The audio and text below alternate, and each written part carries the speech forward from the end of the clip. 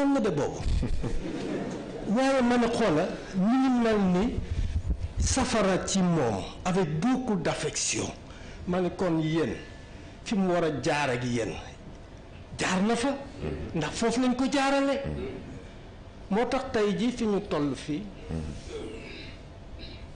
il nous faut réécrire notre propre histoire avec nos propres mots te li ma ci gis mooy ni singularité moo tax da nga am coono de da nga am coono tam parce que singularité nit li mu bëgg muy ñëpp niroo te ku niroo ñëpp doo avancer dara te singularité nag dafa am tribu il faut nga fay dara parce que da nga mos wax fii y'a quelques années nga ni mais ñun nga wax ñi wax ni nga ne mais ñun ñooy concept ci yaa ko wax ñun ñooy borom concept te ñun ñooy tendance parce que tendance moo jiitu mode parce que te mode bu ñu ko waxee rek weesu na maintenant nekk sur les réalités ce qui se passe penser nos propres mots pour faj suñu bopp moo tax xale yi wax yi ñu wax fii nii te maa ngi koy wax ay bokk man leen sëñ maam problème yi posé sax du ay solution ay questionnement la parce que sëñ Moussa dafa wax mu ni boo amee idée li koy def njariñ mooy nga xalaat ci mu indi beneen bi may sant te ñi xam ci damay waxtaan ak sama benn collègue mu ne ma étudiants yi léegi seen léegi ay mbër a fa nekk parce que mbiru mbër rek la ñuy wax mais ñii duñ wax anecdote duñ wax fait divers ils sont sur des abstractions asamaan la ñu nekk te da nga am sa propre style na nga téye sa style na nga ci taxaw na nga ci dëgër ñu ñoo doxale mukk ni sa baay doxale parce que doo yokk bon te yokk la ñu soxla yokk la courage moo koy def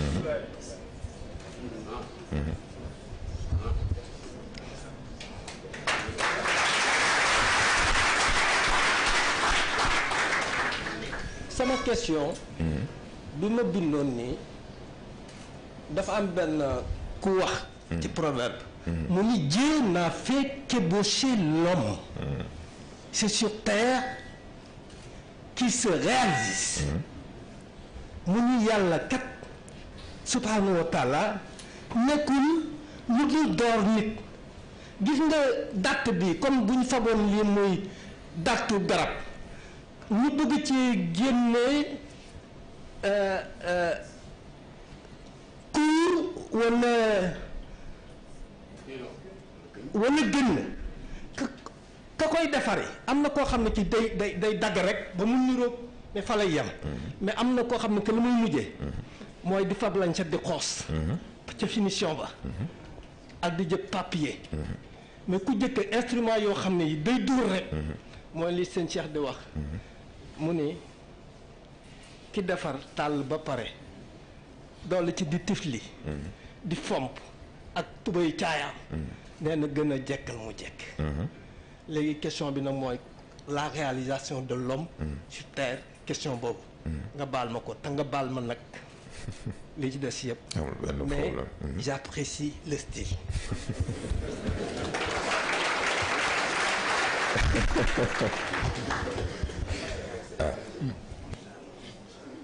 sant yàlla rek ndax xam nga sax style bi nga tudd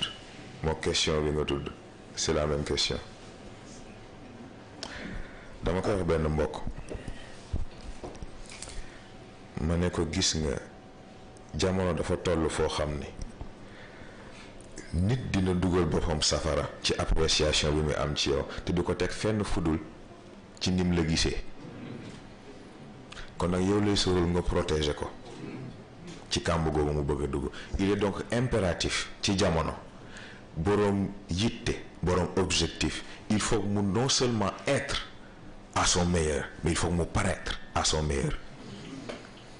ndax am na foo xam ne boo fa bokkee foo mënti tool il faut ku la xool xam ne kii de fële la loolu rek a indi style bi.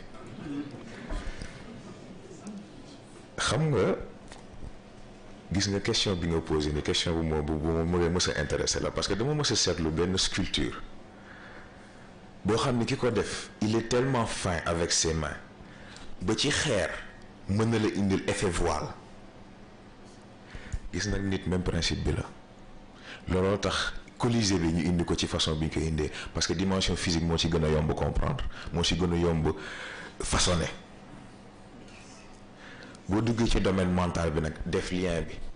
entre le physique et le mental ak seen interaction pour nga mën a dégg nag 3e semaine bi muy ruux ak implantation ci ñett yi dafay gën a yomb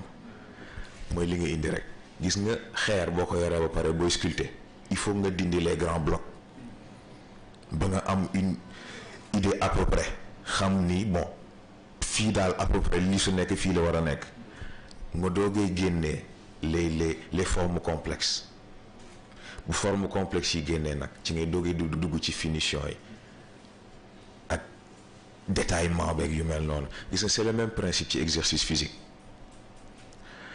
xam nga malheureusement yu mel noonu dañ koy dégg Sénégal. non sport boo koy def nangam non boo defee lii nangam et cetera mais da ngay xam ni xamuñu li ñuy wax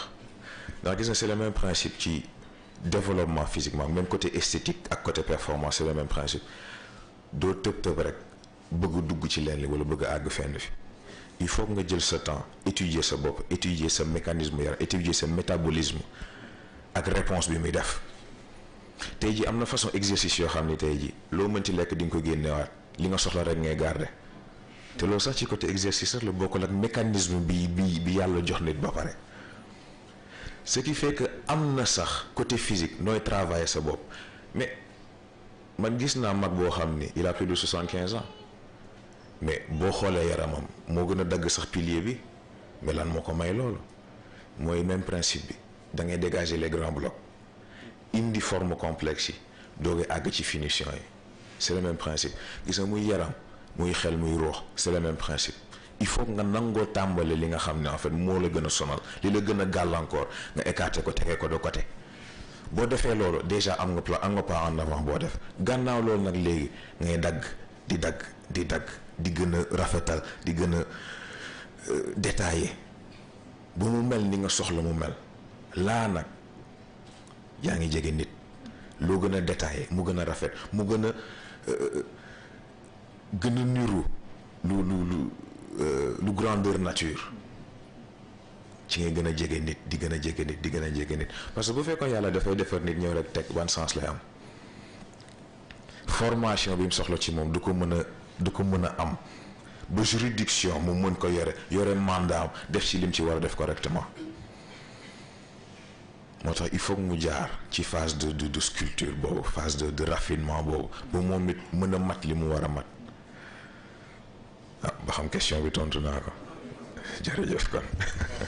donc d'après les développements dañuy jàpp ni kullu mawludin yuladu alal fitra mooy ébauche bi. irji'an ila rabbika radiyatan mardiya de réalisation bi. diggante bi nag yàlla ñaan fi doomu aadama mu jóge ci étape bi mu nekk dem ci étape bu nit. xam naa dañuy dem ci dernière question bi. waaye bala mu ciy dem dafa wax yu am solo. te Serigne Moustapha def ko. defal leen ko defal ñu ko. ndax dañuy wax nañu ñun la Serigne Moustapha jur. mais yow njabootam nga. xam nga ñu nekk ay xale nekk jàng école. mu créel ñu. ay colonie de vacances. ñu yóbbu la ca ñibbi. doo am mat laa ci basan ngay tëdd. ndox bi ngay kaas bi ngay sangoo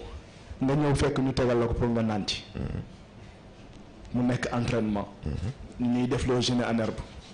may fàttali ko 2006 bi ñuy théâtre.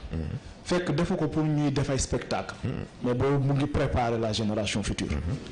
moo tax encouragement yi nga ko wax kii ñu xam ci jom ci fayda il va le réaliser incha allah parce que Serigne Moustapha mérité na ko ndax def na lu nekk xam naa ne cadre boobu sax du ci dugg. Habib ndax xam nga li mu fàttali léegi ci cadre ñii bi ci laa jàng baat boobu ma mës la wax léegi am na koo xam ne boo ko nee bon courage da ngay sonal sa bopp ndax amul choix koo xam ne li mu gàddu moo xam oyof na moo xam diis na moo xam ñeme na moo xam ñemewul ak lu mënti xew mur baa ngi ci gannaawam li taxaw ci kanamam moo xam ñeme na ko moo xam ñemewu ko kanam rek la am comme choix boo ko nee bon courage it da nga koy sonal ndax amulu ko njëriñ. am na koo xam ne ca kanam rek ñeme na ko ca kanam rek ragal na ko ca kanam rek moo xam day dem di ree moo xam day dem di ñàngal moo xam day dem di yuuxu dem rek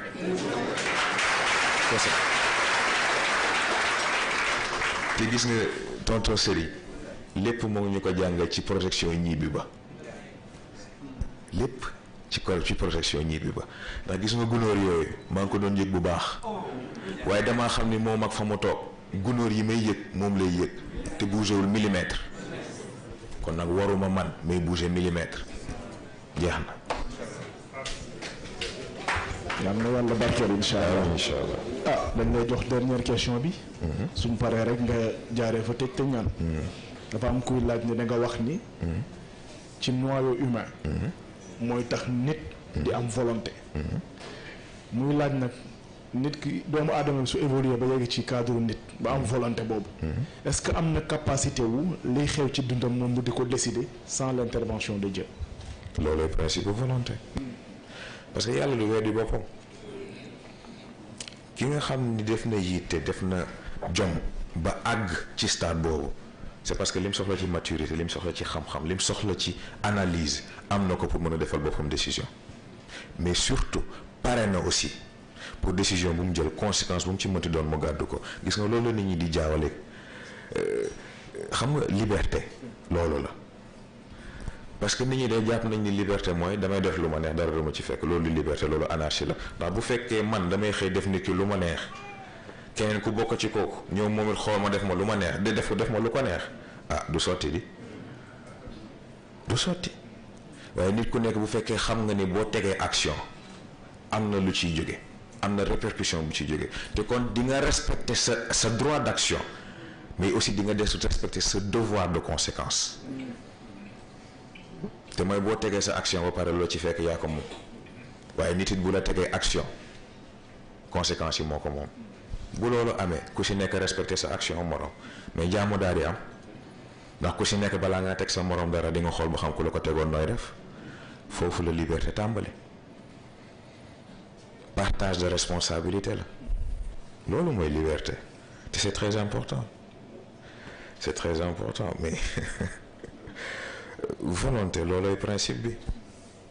boo xasee ba àgg ci stade mën a jëfandikoo sa volonté na nga ko war a jëfandikoo yàlla moom da lay accompagner rek ndegam boole nga ko ci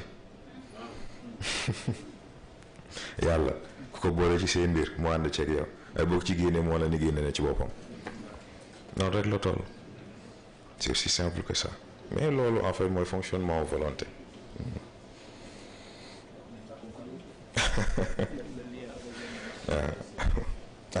Waaw xam naa sax kenn doyalul waaye it jeexagul tey la première semaine di doogay mat defe nañ yeneen ñaari semaine moom de niñ koy waxee rek xëy na sax première semaine bi mel na ni lu xaw a limité tuuti waaye loolu c'est fait exprès ndax gis nga dañ bëgg bu ci nekk dimension bu ci nekk ñu indi ko ci nañ ko war a indee d'abord dans le stade le plus pur possible bu ñu paree nag xool yi ci des bu ci nekk impactam ci bi ci des moo tax xëy na indi nañ dimension physique ak yi ci aju waaye fekk semaine prochaine nag ci la ñuy dugg aussi ci cadre mental mën a defaat le lien entre les deux esprit sain dans un corps sain boobu ñuy tudd ñu indi nag léegi sens réel lan moo tax mu am c'est très important xëy na nag ñu nit ñu xool rek bu boobaa est-ce que duñu jékki-jékki rek tiital gars yi rek absenté ndax xam naa moom buñ naa def question bu am rek ñu ne non maama ngi fi ay bàyyi leen rek naa xam nu ma def ak ñoom incha allah waaw ñoo ngi yéen rek booba muy mat ndax it suñu yéene mooy du yem ci koor gi am nañ yéene continuer ko di ko traité di indi éléments yu bees ba keroog ñëpp di am liñ soxla ci seen bopp incha allah. ah xëy na nag bala ñuy tëj bay ñaanalante dafa am lu ma bëggoon mu leer ndax dafa am lu ñu attirer sama attention mu soxal ma lool nag duma ci fo duma ci kaf duma ci ree duma ci pardonné ndax dañ ma wax ni dafa am ay xale yuy wër di wax naan waaw daayira bi amatul Moustarchidine Junior rek am ma yaakaar ni nag loolu ku sa xel di dox sa xol di wër di nga xam ne loolu tegewul fenn ndax gis nga bu leen jaawale waxuma leen sax daayira bi waxuma leen Moustarchidine Junior waxuma leen leneen suñu colisée gii bu dul woon autorisation góor gi doo leen ko séen ñun sañu ñu def lu réeroog moom lim tëral sañu ñu def lu mu d'accordul sañu ñu taxawal lu mu d'accordul Moustarchidine Junior moom moo ko fi teg Moustarchidine Junior nekk fi pour remplacer daayira bi cadre de formation la pour képp koo xam ni yëg nga ci sa bopp ni soxla nga ko rawatina xale yi waaye lan mooy xale nit dina am ñeenti fukki at wala juróom-ñeenti fukki at te yàlla xam ne ni xale la problème bi du problème mu fii laa toll ci at wala fële problème mu mooy sentir nga besoin wu avancer sa bopp loolu doo nga ko tax a jóg nag Moustarchidine Junior cadre de formation la ñi ñu fiy formé bu ñu paree ñoo war a dugg ci daayira bi def ci seen kattan gis ngeen nag dafa am lu jar a bàyyi xel te góor gi jàngale na ko gis ngeen seytaane du la approché mukk ci man li nga wax d'accord ma ci dalay approché ci ni laay yow lii nga wax man loolu laa d'accord foofu laa bokk sax waaye foofu lay jaar di la ci puus di la ci génnee ba nga génne ca ba set ci wecc mooy la waa kay am naa li ma bëggoon muyutu leen loolu ndax nag dafa jar a xàmmee ñi leen di approché di wax ni Moustarchid leen di wax ni li ngeen gëm leen gëm te yàlla xam ne du ci dëgg xam ngeen dañuy tudd baatu chef de guerre di ko réyal di ko jox sens bu mu amul waaye nañ ko delloo sax ci sens bi gën a terre à terre nañ dugg ci stratégie de guerre gis ngeen loolu xam ngeen nu mu tudd loolu la ñuy woo ci cadre militaire opération false flag te mooy boo ko traduire ci français muy faux drapeau te mooy koo xam ne dafay mbubboo li nga gëm mbubboo fi nga bokk ñëw defi ñombe boo xam ne kenn du ko taxal moom yow lañ koy taxal bàyyi leen xel yu mel noonu ci seen biir am ngeen ñaari busol xam-xam bi leen góor gi jox ak pas-pas bi ngeen am ci moom ñaari busol yi ko dajale billaahi te muy dëgg ci yow kenn mënul taxaw sa kanam wax la lu jaaduwul nga nangu ko gis ngeen ñun nekk ñu fi pour coow nekk ñu fi pour jaxase nekk ñu fi pour xumbal liggéey pire ñu fi bàyyi mission pire ñu fi bàyyi mission bi du ñaar du ñett du ñeent benn la ñun ñii duñu def lu ñu neex lu ñu def dafa am fuñ ko teg gis ngeen éveil mii ngeen dégg naa ci bañ a dugg sax nga am na loo xam ni tudd ko sax ëpp na éveil bii boo nee yaakaaree lu ñu teg la nii rek xamoo leen li xew dafa am turandoo te éveil mi yonent baa ko baptisé falaa yam nag falaa yam daayira bii ko bëgg a def ñaar di nga jaar ci suñu bakken yi daayira bii ko bëgg a tas di nga wax lu leer nañ di nga ñaq lu leer nañ waaye di nga nàcc ba nga xam ne ndeke deret dafa cher duñu ko seetaan mukk ku mu mënti doon nag moo xam xale bu yaree di ko la moo xam mag bu bëri caay-caay la ak ku mu mënti doon bu yaakaaree dana fa def genre fo yooyu duñu ko nangu duñu ko seetaan danañ ko defante ak yow ba nga xam ni ñun ay jàmbaar rek lañ wasalaamaaleykum wa rahmatullah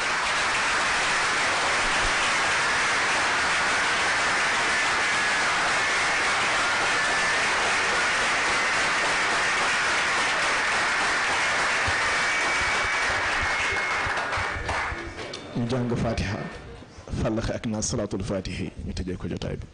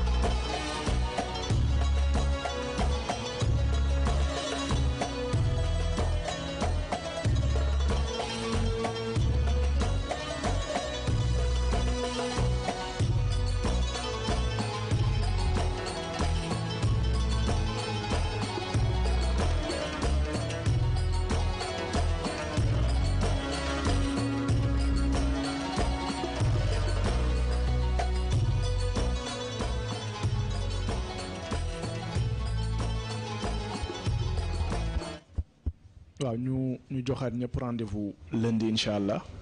pour ñu entamer deuxième semaine bi ñu continuer di ko suivre à travers les plateformes éveil mais aussi à travers Mourchid TV à partir de 17h20 asalaamaaleykum.